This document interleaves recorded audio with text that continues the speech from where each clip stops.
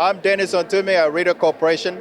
I'm Elizabeth Froboada from Ecopol. And you're watching Picture TV.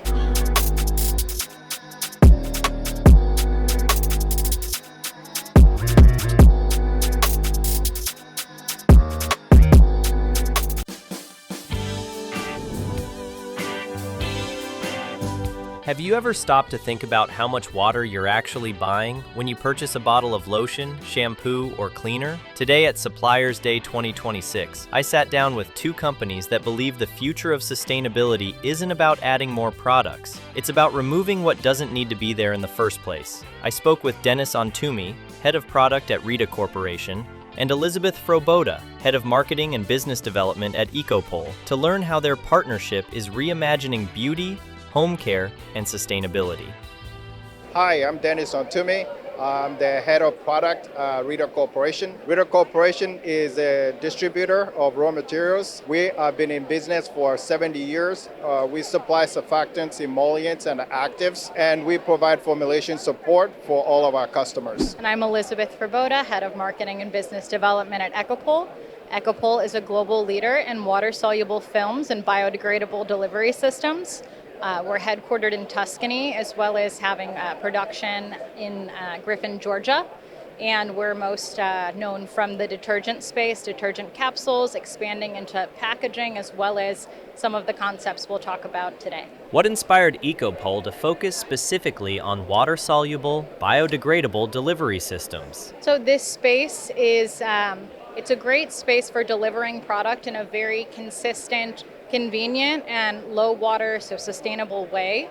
And the applications are endless, not just detergent capsules, but also in countertop manufacturing. It's a great technology to address sustainable gaps in many industries, specifically in home care, where much liquid was being shipped across various countries. So that could be concentrated.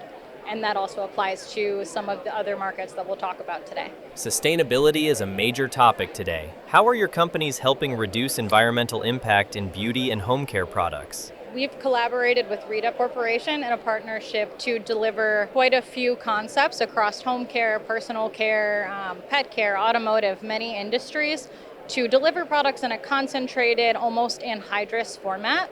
So that lowers CO2 emissions, you're shipping less water, it provides more convenient delivery for consumers, as well as an overall sustainable story because you're eliminating plastic waste. One of the key areas that we focus on is sustainability. Sustainability is a trend that we're seeing consumers are looking for. What we have done with Ecopol is partner together to develop products that increase sustainability of the ecosystem of where the products are being produced. Can you explain how biodegradable pod technology works in a way everyday consumers can understand? Yes, biodegradable technology is a dissolvable film that contains the chemistry that you use every day. So for instance, we have technology here that's been leveraged to produce lotion. This is a lotion that you'd add water, you shake, and it would dissolve and produce a thick solution that most consumers are used to. Elizabeth can tell you more about the film because she's the expert. You just use the water that's with you at your home. So for the lotion, like Dennis mentioned, you would add your own water from the tap to a jar with this lotion capsule. And in that way, no one is shipping water. You're making your product wherever you are, whenever you need it. What are the biggest innovations happening in personal care and specialty applications? What I can say about both personal care and home care, we've seen a lot about refills and refillable beauty, and the biggest innovations that I've seen leave a lot to be desired, where we're seeing plastic small refills for moisturizers or tiny glass bottles to replace a hand soap or a surface cleaner in home care, when that isn't very innovative and it's not very effective for the consumers to be buying these small concentrates. So that's where we really took some learnings and thought this technology could be leveraged to replace tiny glass bottles, and a consumer could have several of these under their sink or wherever's convenient for them to replace and refill their own products. So I would say for innovation, there's a lot to be desired at the moment. And consumers are looking for elevated, more specialized routines in their daily life, and this gives them that personalization. How has consumer demand for sustainable products changed the way you develop ingredients and formulations? Consumers are looking for products that work but are sustainable to the environment. as well as sustainable to themselves. So what we've done with Ecopol is to develop products that are dissolvable, that a consumer can take, add water, shake, and start using. The key to these products is still delivering the same performance the consumers expect, the same results they expect, but in a more sustainable, environmental friendly way. The consumer doesn't really have to think through how they're making it more sustainable because sustainability is expected by consumers now. So this really is just simplifying their routines with sustainability already designed into it. So it's a nice afterthought and a nice feeling after they use the product. Which ingredient categories are seeing the fastest growth right now? I mean, right now we're seeing a growth in actives and surfactants. Every chemistry, every product, every consumer-facing product has a surfactant, especially cleaners. So think about your body wash, your shampoo, your floor cleaners, your laundry detergent. All those products contain surfactants. And so we're thinking about pretty much every category that a consumer uses has its surfactant. That's the largest category, and that's the largest, fastest growing category. What challenges do companies face when balancing performance, cost, and sustainability? The challenge is typically sourcing. How do you source an ingredient that is at the cost the consumers expect and have the same performance? That's typically the toughest approach in any product development and in any supplier, is how do you source a product at the cost the consumer is willing to bear.